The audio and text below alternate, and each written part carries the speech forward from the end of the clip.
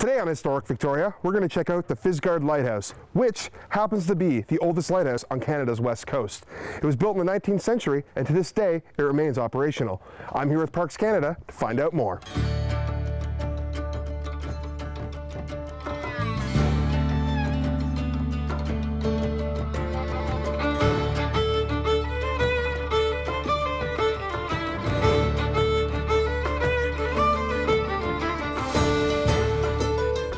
I'm here with Bob from Parks Canada. Nice to meet you. Good to meet you.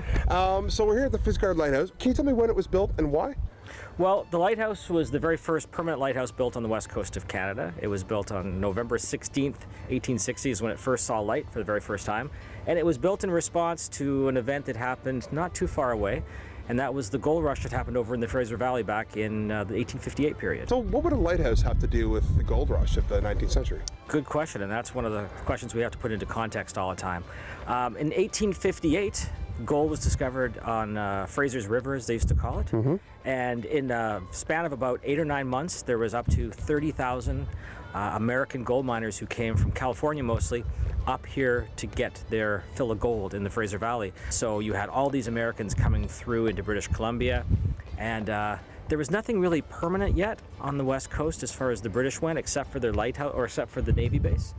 And there was a real fear that with all those Americans sort of influx into the area, that they might just start to settle and plant the flag and say, well, there's 30,000 of us and only a couple thousand of you, so we're gonna annex this area. So Governor Douglas and the Admiral at the time requested some permanent buildings be built. So Fisgard Lighthouse was one of the lighthouses, Race Rocks, which is the other one just up the coast. They're sister lighthouses.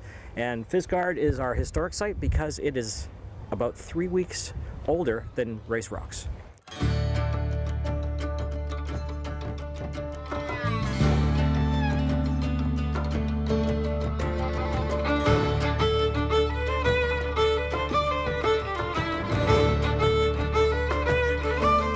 So we're now standing in a recreated area of what a lighthouse would have looked like in the 1890s. And that's partially because the actual lighthouse here caught fire in the 50s, right?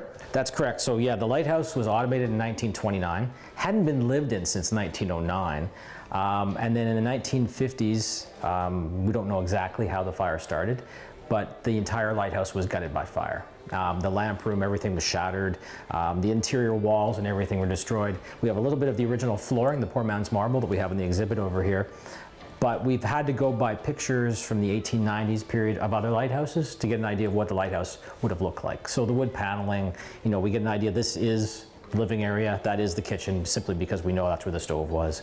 Upstairs, we know that those were the family bedrooms because it's mentioned in the journals that the lighthouse keeper and his wife, if he had one, usually slept in the room closest to the tower. Because they could be getting up every night 3 times. And, absolutely, yeah. And today, this lighthouse is still operational, right?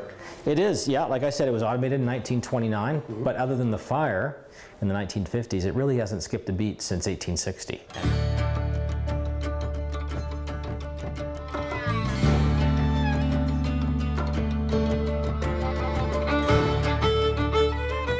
Not much is actually known about the men and women who actually kept the lighthouse. Very few stories have come through. The journals we have, which are really useful, usually tell us things like what the temperature was that day, whether there's rainfall, and if there's any emergencies. It wasn't a personal notebook. It was a journal kept for the reason of, you know, for keeping track of historical records. But we do know a few things. We had one gentleman who passed away here, and they asked his wife, Amelia, this is Mr. Bevis. Amelia Bevis was asked to be the lighthouse keeper temporarily while they replaced Mr. Bevis. And that would have been not very common. It was highly unusual. In fact, she was told right away that it's not a permanent gig. She was going to be replaced. So her and her niece ran the lighthouse for about 3-4 months. So thanks very much, Bob. Beautiful place. Fisgard Lighthouse, National Historic Site. Please come check it out. It is absolutely amazing here. There's so much history. Thanks for watching another episode of Historic Victoria. I'm Tyler Hooper for Go on ShawTV Victoria.